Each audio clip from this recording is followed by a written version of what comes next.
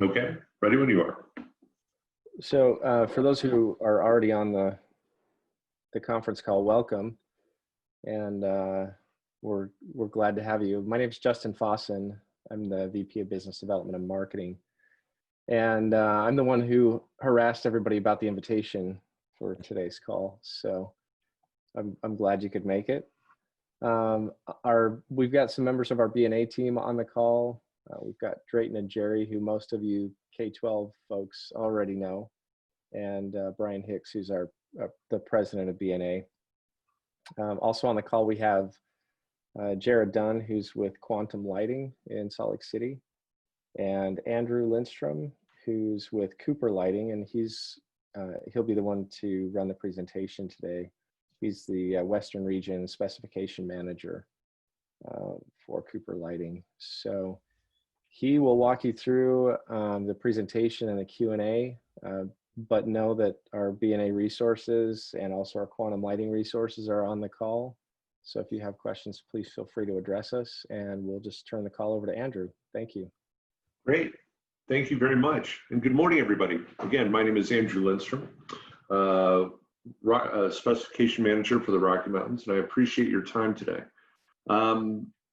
I will tell you, and I'll start by saying that it's unfortunate that we weren't able to do this in person, but given the challenges that are going on today in today's society, I can understand why we're doing things via a Zoom call. So with that understanding, that's kind of leads us into why we're having this discussion in the first place. And that's really how we deal with disinfection solutions using UV. So we have a system that we're going to talk about today, but I guess before I get into that, I want to talk a little bit about Cooper's position as it relates to this. And as we're sitting on this Zoom call, everybody understands that we're dealing with different things in the world. We're dealing with face masks, social distancing, the fact that we have to be on a Zoom call on a Friday morning instead of meeting in person. And with all that, it's Cooper's position that we're really trying to improve the situation by offering solutions to help us to get back to normal more quickly. And that's really the basis of today's presentation. Now, I'm going to I was one of the people who helped construct this discussion, and there's a lot of reference material that's in it. It's designed to be shared.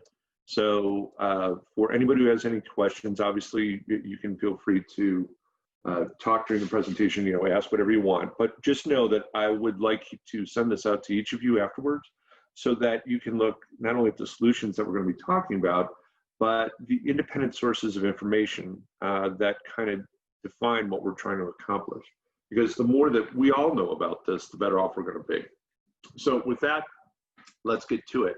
Germicidal UV, or GUV lighting, is a disinfectant. A lot of people don't necessarily think that it's a viable solution, but the point of today's presentation is to show you the solutions that are viable, and we want everybody to believe it.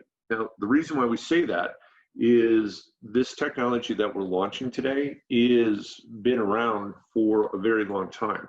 Matter of fact, the products that we're bringing to market are utilizing a disinfecting source that's been around for over 35 years. And this historically has been used primarily in water treatment applications, as well as some air treatment applications. And what you're going to see from us is the ability for us to take this particular technology and actually use it in a way that we can disinfect surface environments. So with that, let's get to it. So let's start with some basic definitions. What is disinfection lighting? So if you look at, and let me get my pointer going here. If you look at this right here, this is the visible spectrum, going back to science class here, right? So electromagnetic spectrum, the visible spectrum is between 400 and 780 nanometers. UV is to the left of that. So you have UV, it's four classifications of UV, but really only 3 are being used in germicidal applications: UVA, UVB, and UVC. UVA, sometimes known as near UV, is called as such because of its proximity to the visible light spectrum. There are a number of products on the marketplace today that actually wind up using this particular technology. Sometimes you may hear of it referred to as 405 nanometers, and it's referred to that because it's right just above the 400 nanometer mark. And it has some strengths. Very, very good at eliminating bacteria, very good at dealing with biological pathogens, bacteria being the most notable. But the thing that you need to know, and the reason why we're all on the Zoom call is because we're dealing with a virus. And the thing you need to understand about that is that this doesn't deliver enough energy to actually inactivate a virus. So really what we're trying to do is not deal with bacteria in this case, but actually have a solution that's going to deal with COVID. Some of the other ones that are out there are UVA and UVB.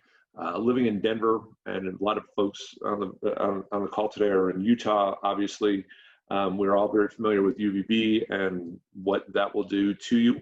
That's why we all wear lots of sunscreen when we go outside. In terms of germicidal effects, it does reduce bacteria, does have some effects on mold and fungus, and it does have some low amounts of bacterial or virus inactivation. What we're really concerned with, and what we're really talking about today, is 254 nanometers, which is a known and proven technology. Uses what is known as a 4-log reduction. So it actually is 99.99% effective, not only dealing with and killing mold and fungus as well as bacteria, but it has been proven scientifically and objectively to inactivate a virus. The exposure time on this is relatively short. We're talking minutes, anywhere from 15 to 30 minutes, depending on what the configuration of the system is.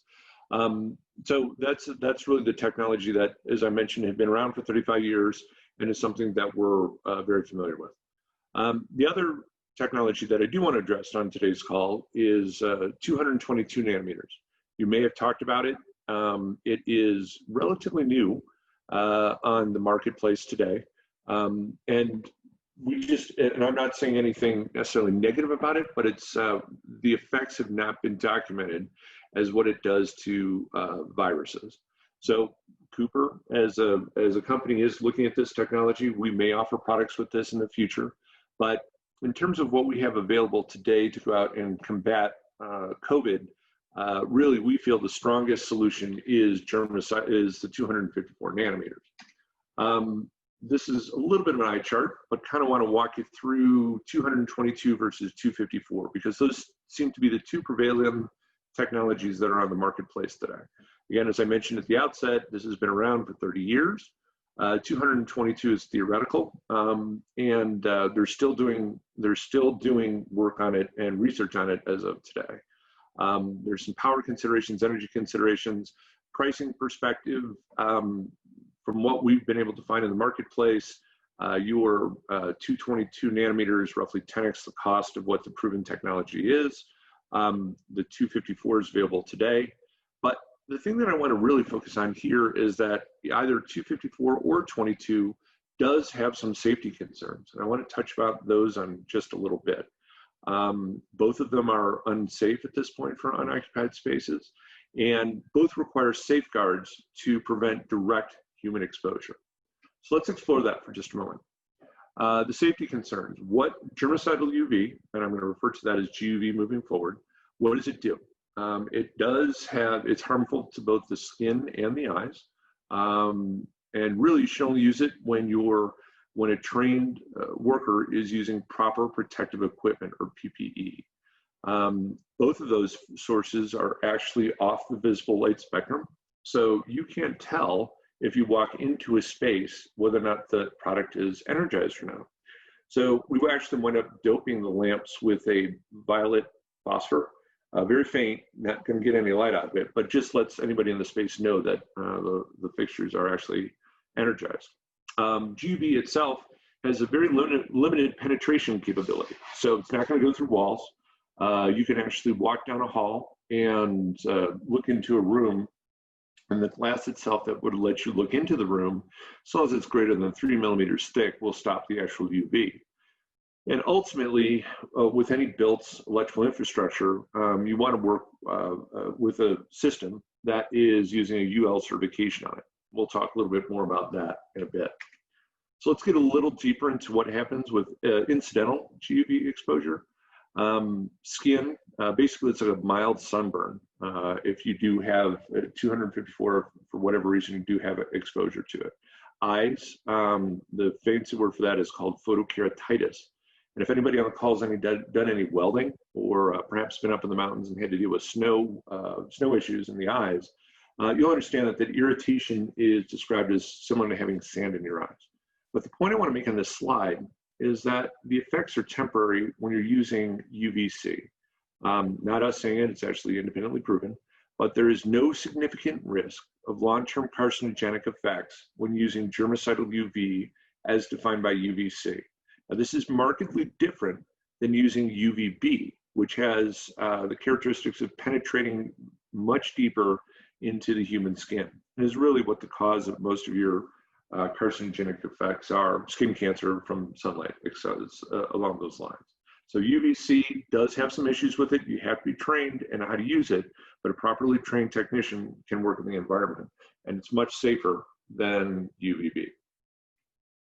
So the next question is, how does GUV work? And it's really, it's complex science, but it's a pretty simple answer. GUV wavelengths, specifically 254, actually deliver a high amount of energy that alter the DNA within the microbe itself. Specifically, it destroys the nucleic acids and alters the structure of the RNA. And what that does is prohibits the virus from multiplying and essentially inactivates it. So essentially what we wind up doing is we irradiate it, is the proper term, destroying it at a DNA level, and that stops it from replicating and can effectively render it harmless. Now, it's not us saying this, but actually you can read much more about this in the Ultraviolet Germicidal Irradiation Handbook, a little light bedside reading for you. That's been around for years. And this is kind of the reference guide in the Bible of the germicidal world. And their recommendations are what we use for dosing procedures as we look to roll this out across a number of different markets. So let's talk about that for a minute. How does GUV, how long does it take it to work? And really what it comes down to is it's a mathematical equation. So your dosing, which is the amount of energy that you're delivering, is based on the time and the pathogen you're trying to address. So we'll walk you through this here quickly. This table right here actually describes a number of different pathogens, be they viruses, bacteria, fungus, whatever. And this is pulled directly out of that the UV handbook that I referenced on the prior slide. Think of irradiance similar to luminance coming out of a light fixture. So essentially, you're not putting out light, but you're putting out UV. And in that case, luminance is measured in watts per square meters, you multiply it by time, and you wind up what is known as with a dose. And a dosing is typically measured in joules per square meters. Now, the question that people are going to have is, has COVID been definitively proven to be irradiated or can be inactivated by UV? And it is. I will send you a link at the end of this presentation, but it is in the middle of June. We actually worked with infectious diseases laboratory and Boston University to prove that the UVC light does inactivate COVID-2. So how would I use this in an application in a school, for example? So essentially, I'll walk you through an example. So you would have a set amount of time needed to, you want to figure out the amount of time you need to eliminate the COVID virus on a surface, say a desk, 5 feet below the UV fixture in a small office. Again, you go back to the table over here. We're dealing with COVID-2, or I'm sorry, COVID-19. It'll say 22 right here, but the reason why this is 22 is that most of these inactivation tables are dealing with it at a very small level. You gotta understand these are microbiology. So for the recipe, it's actually dealing with a 4-log disinfection at 99.99%, microjoules per square centimeters. However, we're worried about a schoolroom or an office in this case. We want it so you have to move the decimal over 1 point and you're actually delivering it for joules per square meter. So in this case, you're delivering a UV dose of 220. You have your irradiance in watts per square meters. And then you wind up with something very similar to a lighting layout. And you have obviously, it's obviously more intense right underneath it. And then with descending power as you move away from the source of the power, the center source of power. So looking at this objectively, you have a 220 dose that you're dividing by the irradiance, in this case time, and directly underneath it, you can safely say that you'll receive a 4-log disinfection, or 99.99%, within 5.5 minutes. You move out a little bit further, you're at the edge of the table, for example. Obviously, the energy isn't quite as strong, the time goes up. And then you look at the edge of the room, and it's going to be even less. And so then you could figure out that that'll be just over an hour. So this is just the basis of the design that we're going to use to demonstrate how we can safely disinfect a room. Before I move on to the next slide, I want to make sure that conceptually everybody gets this and there aren't any questions. So really quickly, I'll just open it up quick and ask if anybody has any questions on them.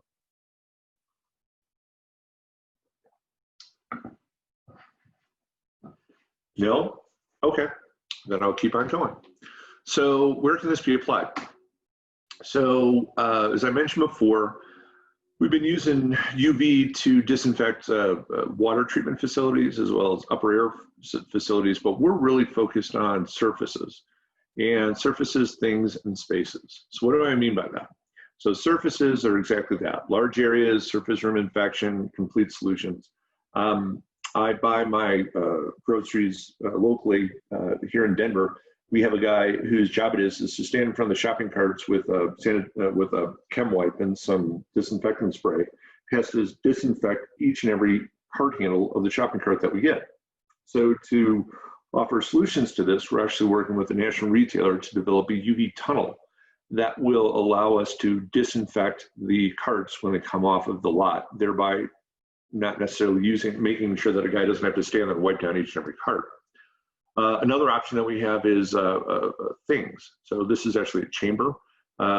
This is developed for the agricultural industry. So viruses are very lethal to pigs and cows and things of that nature. Historically, they've always had issues with that.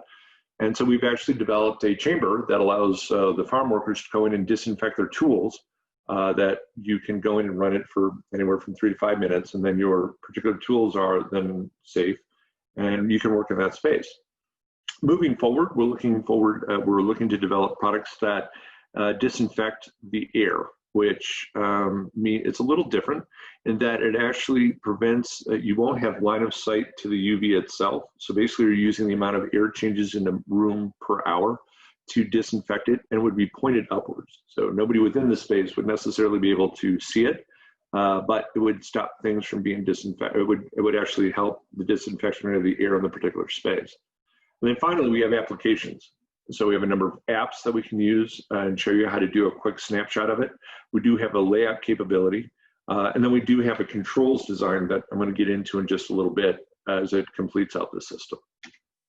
So real world disinfecting. Where do we wind up? Looks like we have a question here. Maybe not. Well, I'll answer that one in a minute. So where's the disinfection? Where do we see this going into? Retail, I mentioned. We're looking at restrooms, healthcare, schools, supermarkets, and hospitality. And as I mentioned, we'll have custom chambers that we're looking at from a market perspective. So I believe a number of the folks on the call today are from school districts. So this is directly designed to help you meet your needs to safely get kids back in school full time.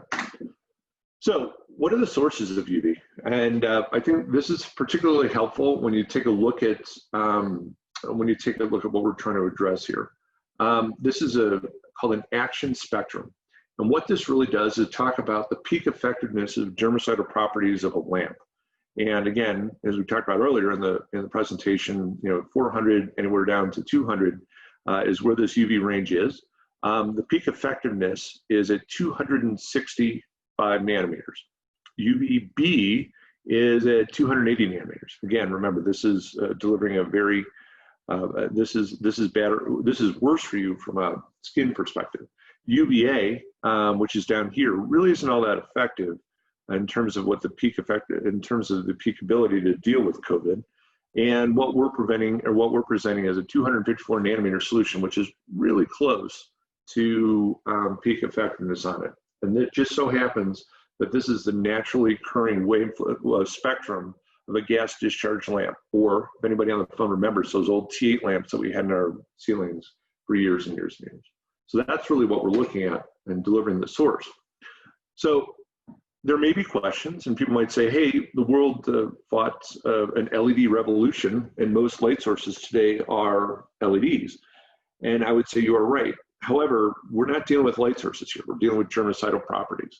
And LEDs as a technology just don't deliver enough energy within the UV spectrum to be effective. Rough numbers, and again, this is not my numbers, this is from Rensselaer Polytech from earlier this year, are saying that at this point, LEDs are delivering somewhere between 3 and 5% of useful UVC on the total energy consumed in that particular package. Lamps, however, are much more effective, delivering somewhere in the neighborhood of 43 to 48% UVC for the total amount of energy consumed. So historically speaking, this hasn't been a very big market. Again, water treatment facilities and some upper air disinfections and HVAC units. So really, they've always used lamps, and they just haven't spent and invested the money to tune the phosphors to that particular spectrum. We would anticipate, depending on how things go, that will shift as it moves forward, but that would be anywhere from 18 to 24 months out. So as of today, again, we're trying to deliver something quickly to market. This would be something that we're going to use a lamp to deliver the UV that's out there. We are going to be using a Philips-based lamp. They're actually the global leader in delivering UVC technology, and really are the most cost-effective solution for the foreseeable future. So let's talk a little bit about electrical code and how UL works within the context of UV solutions. So UL came out with a reference guide recently that talks a little bit about UVC germicidal products. And they go through a lot of the information I've already delivered. What is UVC A and B? What are the risks? What are the dangers of breathing it, and things of this nature. And ultimately, the reason why you use UL to certify anything is that National Electrical Code requires that all items installed within a building have to be tested by a laboratory, and typically that means UL. So as you go to look at some of the products that are being used within a building, you got to find typically a product that has been tested by UL. So the question then becomes, what will UL test? And really, there are three types of UV delivery systems that are on the market today. Some of you may have seen those portable home units. They're little wands that you wave over your keyboard or perhaps your phone. UL is not going to touch it. As a rule of thumb, UL just feels that there's too great of a risk. People could wind up using it improperly, either irradiating themselves in the eyes or their skin. But really, the concern here isn't that. It's more that there's no hard guideline on how you use it and how long you use it to inactivate the virus on your particular keyboard. So what you're really concerned about is the fact that they'll wave it over the keyboard but not do it long enough, thereby have a false sense of security. However, what they will certify are two things. First of all, it's mobile carts typically used in healthcare facilities. And that is, if you go into a surgical suite or a hospital room, and when they rotate between patients, the cleaning crew comes in, change everything that's out there. And then the last thing they'll do is actually have a mobile cart that comes in and actually delivers UVC. And UL actually has a certification called UL 61010, designed specifically for healthcare mobile carts. And so they will certify that because there's a trained technician on it. What everybody on the phone is concerned on today is permanently installed electrical infrastructure. That is governed by UL 1598. And that really talks about, like I said, permanently installed lighting systems and UV systems within a given space. So what we're here to talk to you, or what we're here to introduce everybody today, is the only UL 1598 system that's available in North America. As of first part of August, Cooper Lighting is pleased to announce that we have this system, and it's the only UV system that meets NEC requirements for a permanently installed electrical equipment as recognized by OSHA. So what do these products look like? As I mentioned, we're using lamps to deliver irradiance. So the form factor of the fixtures themselves are going to be lamps. So that means we have strips, wraps, louvers, troffers, high bays, depending on the application that's out there. But essentially think of a 4-foot T8 lamp, and the fixtures that are designed to accommodate those type of products are the fixtures that are going to be the Gen 1 launch of this particular system. Moving forward, and we're hoping to launch it after the first of the year, we should have an upper air disinfecting system that allows people to be in a room while the disinfection system is going on, because you're actually disinfecting the air, not necessarily surfaces. So a couple of points I want to make on this slide. I'm not going to talk about the product very much, but first of all, these are all line of sight. UV is line of sight. And what I mean by that is that in order to irradiate a surface, the surface has to be clean. It can't be dirty. There can't be water, dirt, whatever that's on it. Somebody has to go down and wipe it off. And additionally, it doesn't have any reflectance associated with it either. So if you look in whatever office that you're in now, you probably have a light fixture in the ceiling. And if you look over to the wall, there's probably some light that's been reflected onto it. That works for light. It doesn't work for UV. So what that means is that you have to have a direct and unencumbered line of sight to the UV that's coming out of the irradiance lamp that's out there. So the flip side to that is that if you're going to, and that's for surface disinfection. The flip side to that is that if you're going to wind up disinfecting the upper air environment, you would actually make sure that you'd face it in such a way that it doesn't come in contact with either human skin or the human eyes. So, but as I mentioned, the next slide of this is that it's a system. And in order to obtain this UL certification, it actually does have to be a safety enclosed system. So what that means is that there are some components to it that I want to make everybody aware of. First of all, you'll have a control panel. A standard electrical box can take anywhere from 16 to 24 inputs. You can put it in any electrical closet that's out there.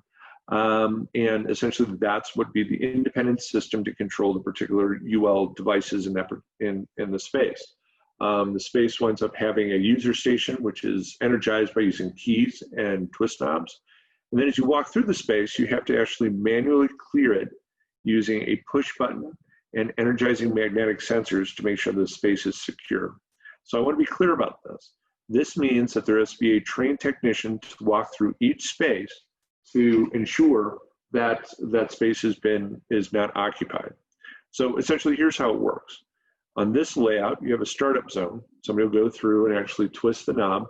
And that means somebody has to walk in, check the alcove, make sure there's nobody there, hit a push button, certifying it's clear, walk into the other space, make sure that the windows are shut. They have a magnetic sensor which fails open to make sure that the windows stay shut. Same thing through these doors, and then back out, and then winds up putting in a key and will energize it. So the system is essentially manually heavy to make sure that nobody's in the space. And that's the reason why we have a UL 1598 system and not a light fixture that delivers UL. So essentially what you're trying to create is a containment area. So you're just addressing all the points of entry. You're ensuring that you have a clearance path to make sure that the space is vacant. And ultimately, you then energize it, which allows you to sanitize this particular space. So how do you shut it off? Essentially, each one of these, the system will have a timer on it of some sort. So you can then, when the timer times out, obviously it will be through its cycle. You do have a selector switch, so if somebody elapsing, you can do that. Or if somebody walks into the space, as I mentioned, there's magnetic sensors on the doors and the windows. So if somebody opens up a window or more likely walks in through the door, that system is then instantly de-energized.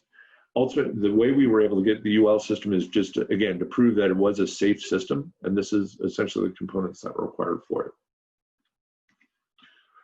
Some of the special design considerations, I won't spend a whole lot of time on it. Windows above 7 feet above grade don't need a sensor. Windows that only crack, smaller closets that you can walk into, and then all partitions must be open prior to operating that particular system. So how do we wind up, asking for a layout or a design on this? And essentially what would work is through VNA, you would talk to them, and then ultimately it would wind up coming back through us. We provide obviously in some of this, we'll need a floor plan, we'll need a ceiling plan, we understand where the doors are, the furniture layout, etc. We want to make sure that the furniture, we want to understand the space completely so that we can lay it out appropriately. We then come back with a design list, we walk through all the requirements that I just mentioned, and then lastly, we then provide a layout. And it will be initially a fixture layout showing where the UV is, but we'll also provide a controls layout so that you can have a system package so you can evaluate it. So how do we wind up planning this? As I mentioned before, we wind up using we have a couple of different tools. First of all, it's called our Light Architect tool. Some of you may have seen this with some lighting design software that's on there, but basically it's a free app that's provided by Cooper. You can download it onto your phone, use your phone's camera, and it does a quick synopsis of your room and allows you to actually import the GUV fixture into it. So what you get is a very quick estimate of the type of fixture that you would use and the GUV footprint associated with that particular room.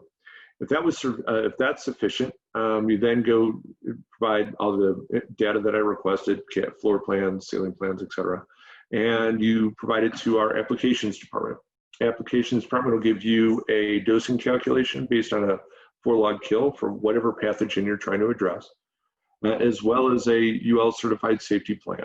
So we do not, and I want to be clear about this, Cooper is not going to sell light fixtures without a control system. We only will sell a UL certified plan. So, and then lastly, and this is something that I've been asked about rather a number of times, is that how do you prove that this actually works? And you can't see, I mean, unlike light that you can see coming out of it, how do you make sure that UV is actually being delivered in the particular space? And it turns out there are two options to address this. In lighting, you have what is known as a light meter, and it actually gives you the ability to take light measurements in any particular space, calcs, and they have something similar for UV, probably roughly about the same cost, and you just walk in and set it up and energize the system, and it'll tell you how much UV is being delivered in the particular space. Understand that most people are not going to want to buy, most people don't have a light meter, so most people probably aren't going to want a radiance meter. We are going to offer a one-time card that actually gives you the ability to place the card on top of the surface, and you irradiate it, and think of like a deck of cards, and you put these cards throughout the space, and it allows you to confirm whether or not that particular space is being irradiated. So we have performance validation after the fact as well. So let's talk a little bit about some of the applications. I'll show you some typicals here. Hopefully that'll answer some of your questions. What you wind up getting, and this is a bathroom, is a calculation that talks about the irradiation as it relates to the horizontal surfaces in the space. Now it's interesting. It's really similar to light level calculations, and as it turns out, we wind up using the same software, AGI, for those of you who are familiar with it, to run these calculations. And what you wind up getting is your maximums, your averages in terms of the watts, or watts per square meter. But what you're really concerned about is how long you need to run it. It's not how much light you're getting on it, but how long you need to run it.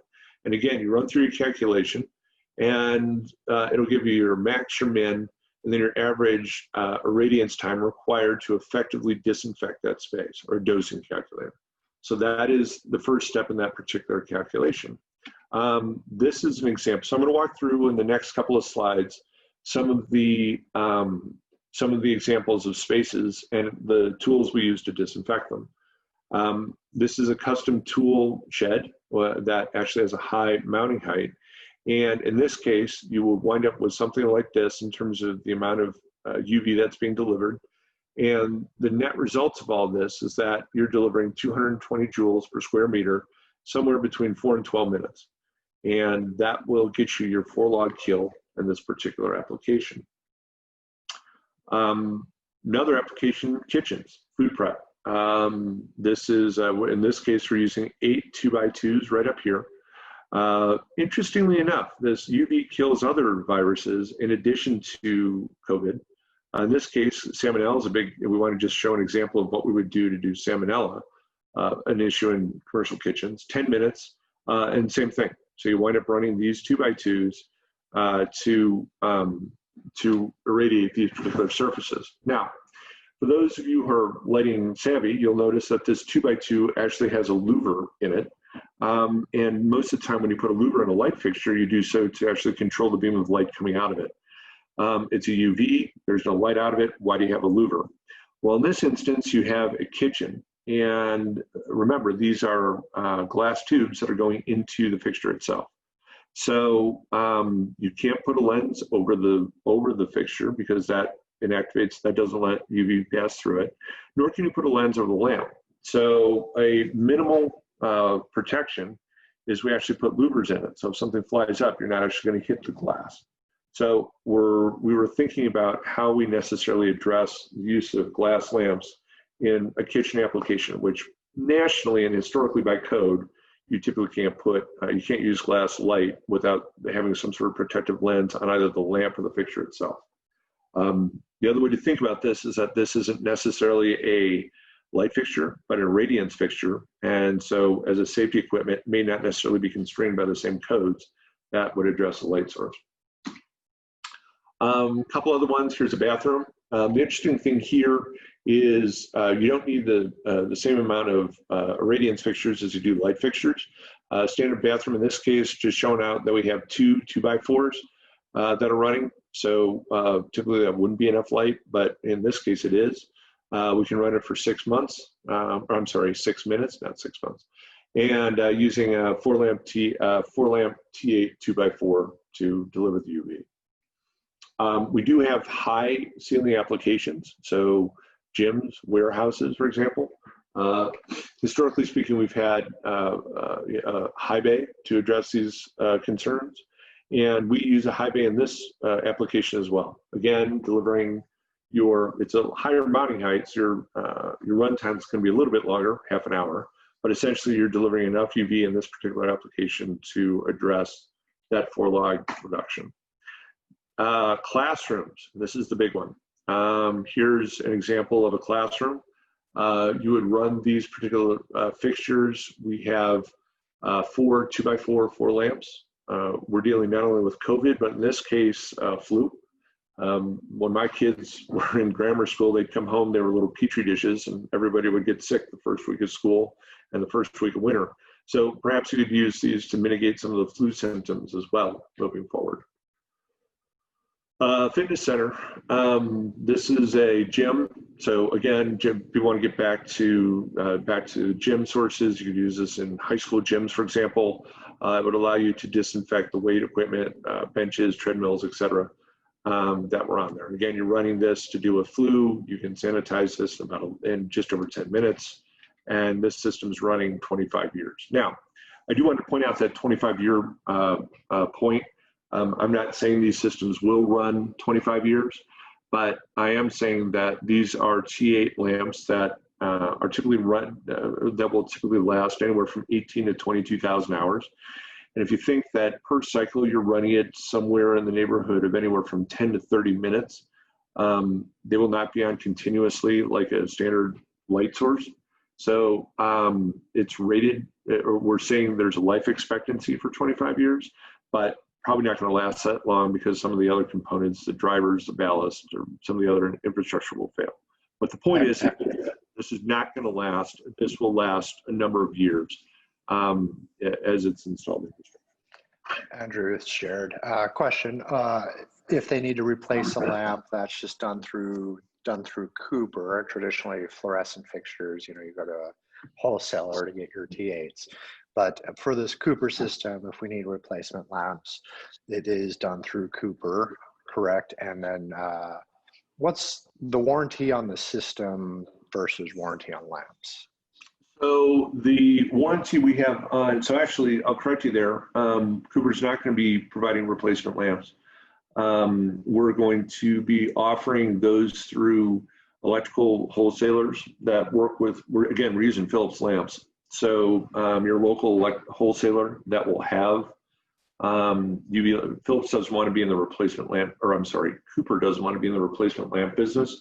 So the lamps will be offered on a replacement basis through distribution.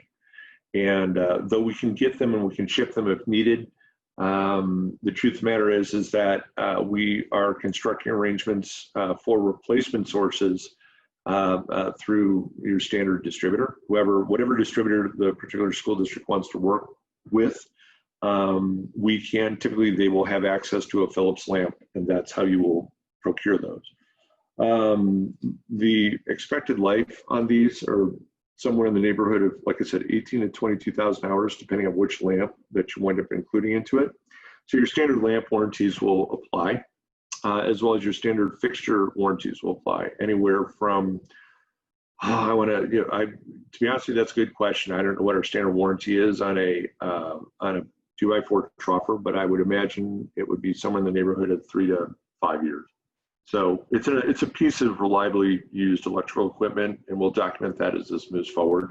But just know there is a longer term warranty that will be available with this. Does that answer your question?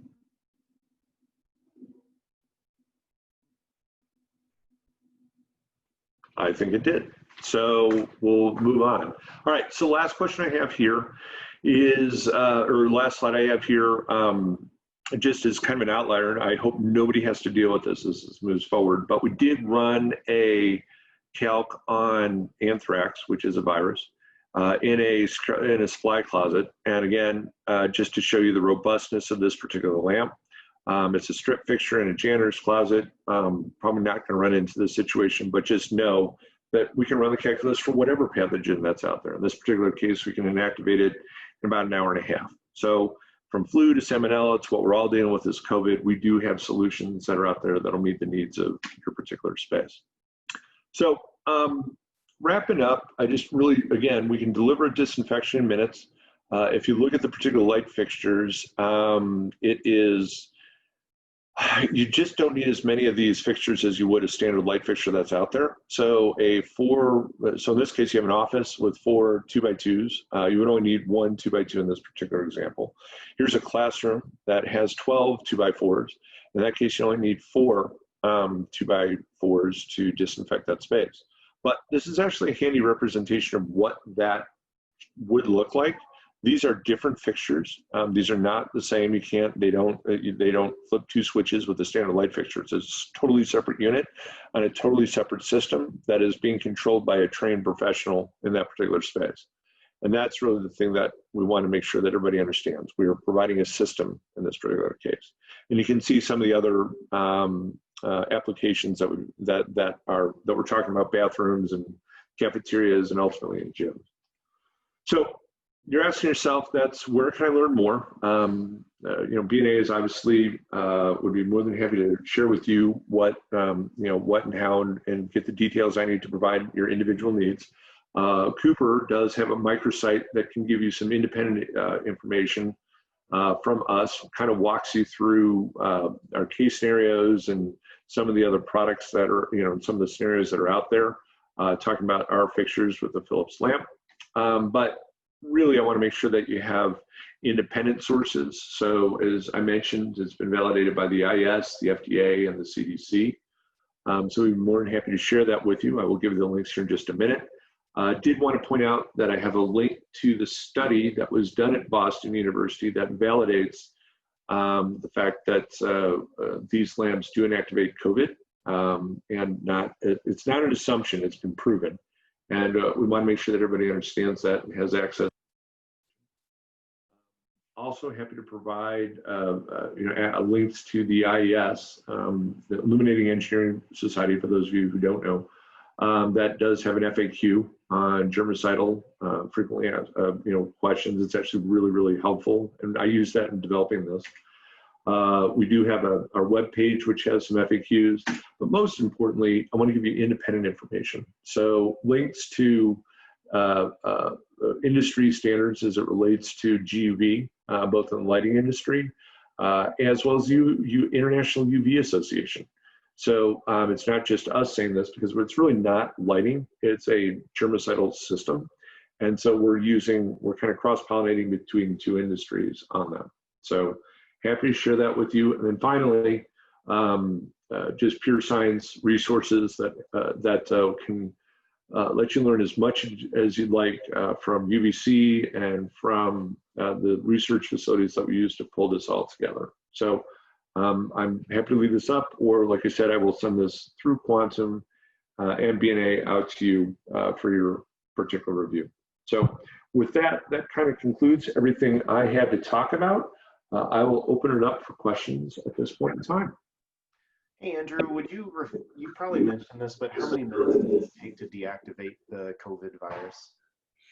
It depends on the geometry of the room, really. It depends on the mounting height of the fixture. Depends on how far away that particular surface is at it, and that ultimately is what we're trying to do when we run those calculations. Is that we do the nets, we do the calcs for you, and that we will tell you what for that particular space, what your germicidal time, what the time will take to actually reach that disinfection level of a 4-log reduction, i.e. making it safe. So it depends is the right answer, but typically it's somewhere in the neighborhood of from 5 minutes up to about 30 minutes would be a good rule of thumb for most spaces. Does that answer your question? Yeah, that's perfect. Okay. And Andrew, when you guys do a real life project and you do the layout for a space, the control system that goes with it knows how long it needs to disinfect each space. That's a true statement, correct? That is correct. So we'll have there'll be a timer that's associated with it, and it's part of the overall system that allows you to run.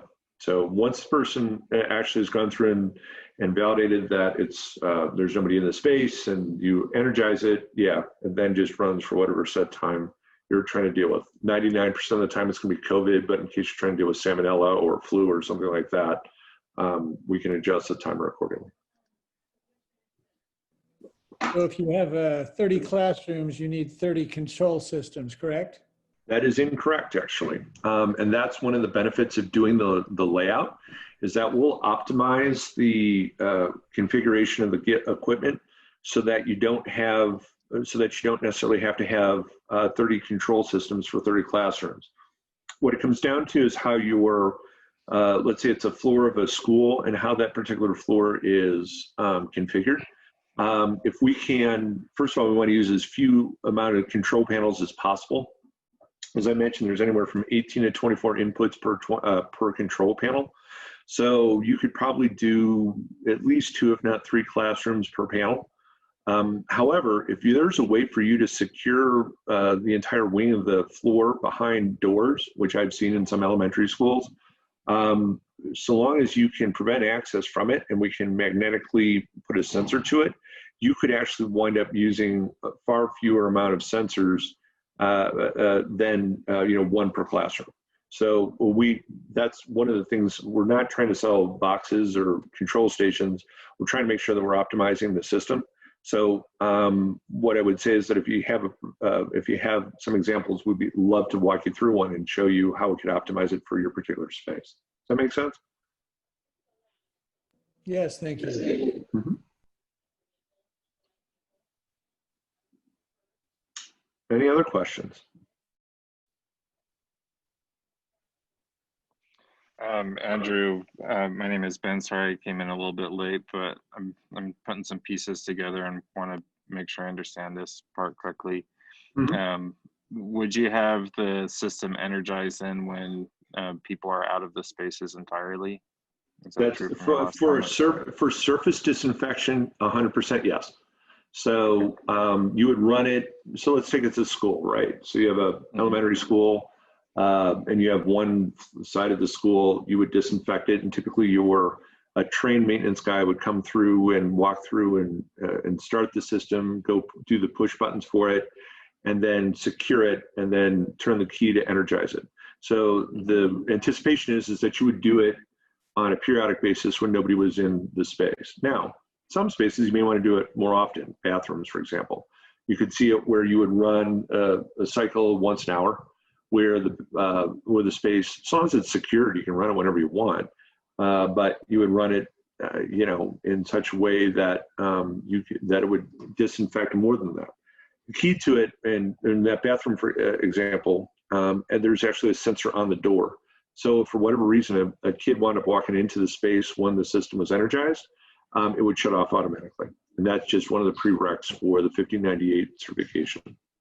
Okay, thank you. Yep.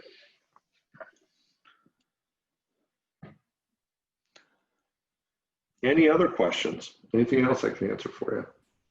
I know there are a lot of factors, but what's a ballpark figure for a 900 square foot classroom, the cost? So roughly, we would say that a budget number is $1.70 to $2 a square foot, rough cost adder for this particular system, and that's including fixtures and control systems as well. So again, we can, it depends on how well you optimize it and how many sensors you need and panels you need and things of that nature. But for a rough calculation for budgetary purposes, to even start the conversation, $1.75 to $2 a square foot would be the right answer for that.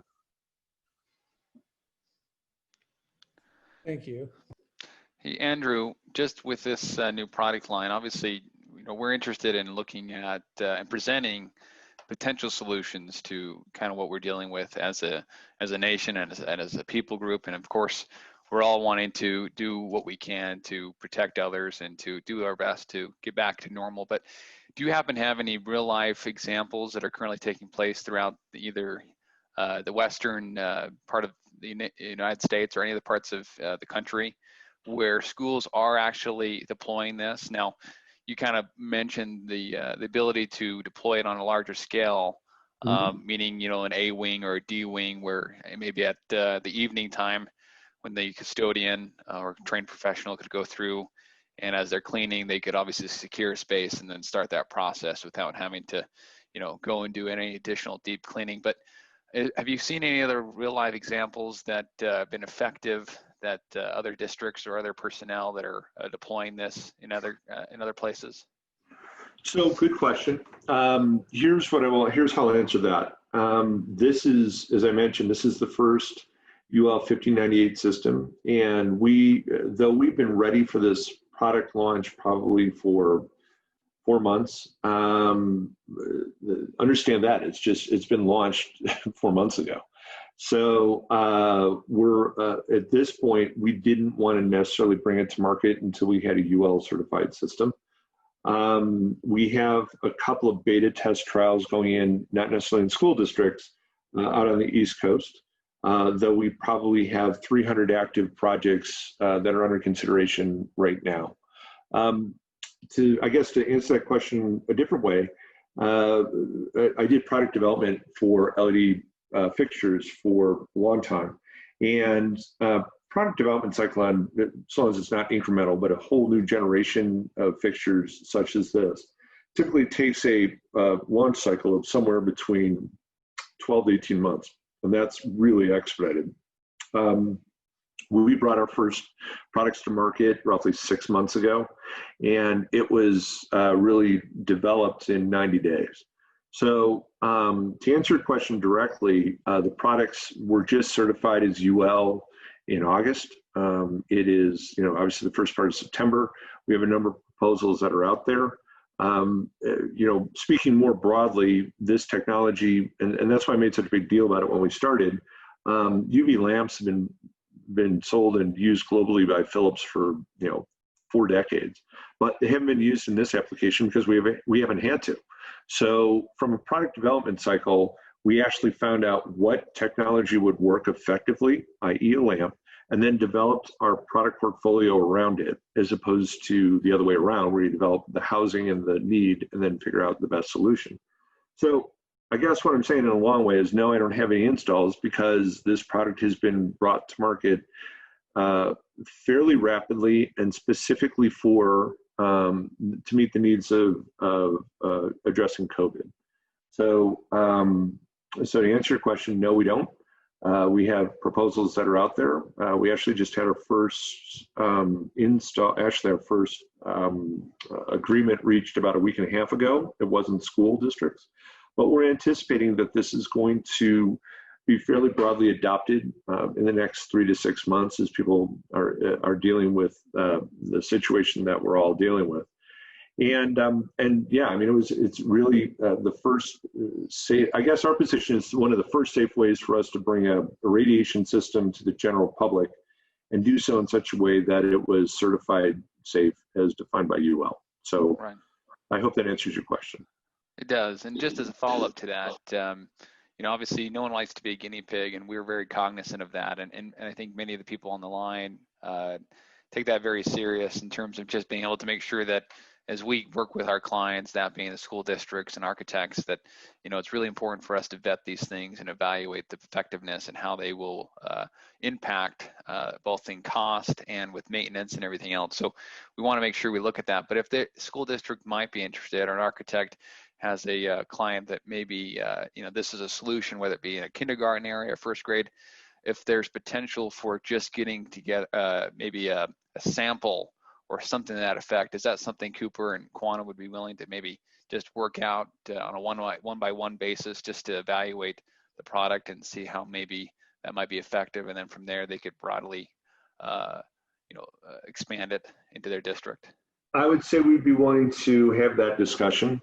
I mean, historically speaking, and I think I understand where you're going with this, is that if we were going to try a new light fixture, for example, can we put up a sample to check it out and see how it works? And the answer is always yes, because we want to make sure that everybody feels comfortable with it, and not necessarily be the early adopter. The thing here is the control system that's associated with it, right? So I would say I'd be more than willing to have that discussion. It's you know, based on the UL requirements, it's not as simple as just laying a germicidal 2x4 in the ceiling. You know, there's going to be a whole infrastructure that's around it. But I guess how I would best answer that is yes. Let's sit down. Let's address how and the needs of the particular district, and make sure that we can do everything that would allow them to feel comfortable with installing a system and taking a look at a system like this. So the answer is, of course, we would be more than happy to talk about it. Perfect. Thank you.